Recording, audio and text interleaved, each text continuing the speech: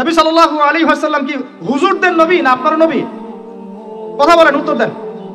নবী সাল্লাল্লাহু আলাইহি ওয়াসাল্লাম কি হুজুরদের নবী না আপনার নবী? তাহলে আপনার মধ্যে তার সুন্নাত থাকবে না কেন? আপনার চেহারায় দাড়ি নাই কেন? আপনার প্যান্টটা টাকনুর নিচে কেন? কেন আপনি নবী সাল্লাল্লাহু আলাইহি ওয়াসাল্লামের জীবনী সারা জীবনও একবার পড়ে দেখতে পারলেন না? নবী সাল্লাল্লাহু আলাইহি ওয়াসাল্লাম 23 বছর আপনার আমার জন্য কষ্ট করেছেন, মানুষের মার খেয়েছেন, গাল খেয়েছেন, তাকে 15 বার হত্যা করার চেষ্টা করা হয়েছে, তাকে দেশ থেকে বের করে দেওয়া হয়েছে, গলায় দড়ি পেঁচিয়ে টান দেওয়া হয়েছে, পিঠের মধ্যে উঠে নাড়ি ভুড়ি চাপানো হয়েছে, দাঁত ঘুষি মেরে দাঁত ফেলে দেওয়া হয়েছে, মাথা ফাটিয়ে দেওয়া হয়েছে, পা ভেঙে দেওয়া হয়েছে। তাদের জন্য, তার জন্য। তা আপনি আমি কেন তার জীবনী পড়ে দেখলাম না কখনো? কেন আপনার চেহারায় দাড়ি থাকবে না, আমার চেহারা দাড়ি থাকবে না? কেন আমাদের প্যান্ট টাকনুর নিচে উপরে থাকবে না? কেন আমাদের কথাবার্তা, চালচলন, খাওয়া দাওয়া, ইস্তেঞ্জা করা, নামাজ পড়া, প্রতিটা অ্যাক্টিভিটি সুন্নাহ মাফিক কেন হবে না?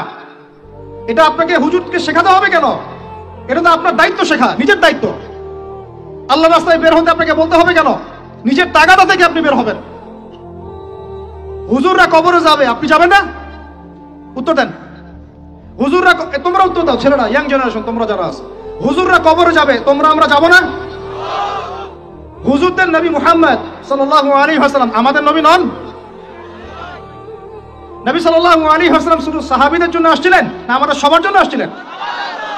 নবী সাল্লাল্লাহু আলাইহি ওয়াসাল্লাম সারা জীবনে যে কষ্টগুলো স্বীকার করেছেন তা নিজের জন্য না আমাদের জন্য? কিয়ামতের মাঠে তার সুপারিশ ছাড়া আপনি পার পাবেন? তাহলে আপনাকে সুন্নাত কেন শেখাতে হবে?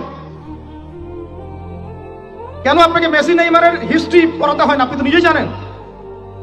কেন আপনাকে এই নায়ক নায়িকাদের হিস্ট্রি পড়াতে হয় না? আপনি নিজেই জানেন, খোঁজ খবর নেন।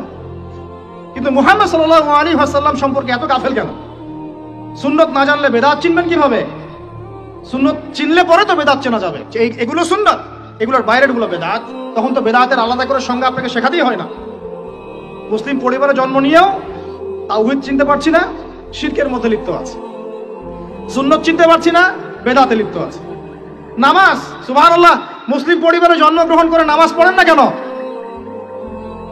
নামাজ কি হুজুরদের উপর ফরজ?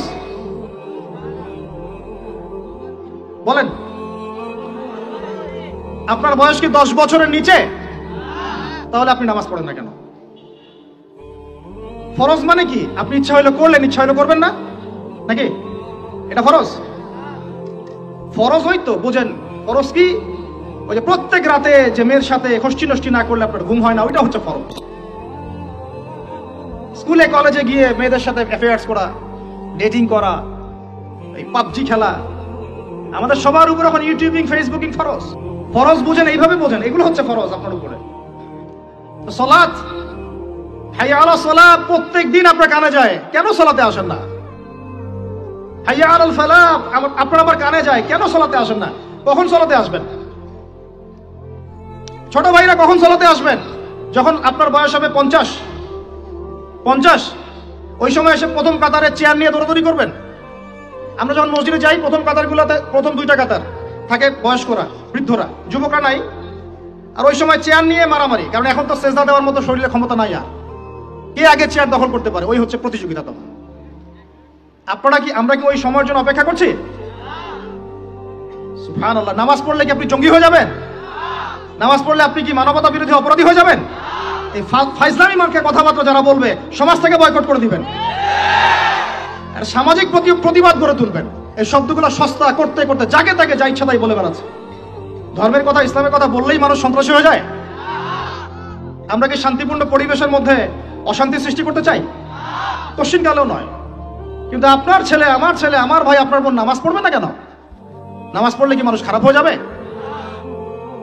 বাংলাদেশে যে শিক্ষা প্রতিষ্ঠানগুলো সবচেয়ে ভালো করে, এই তো আপনাদের এখানে ক্যাডেট কলেজ আছে না, রেজাল্ট ওদের চেয়ে ভালো কেউ করে?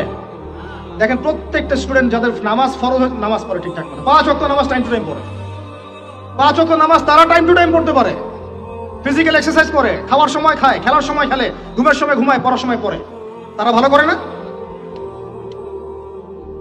ভাই, মুসলিম পরিবারে জন্ম নিয়েও নামাজ পড়ি না।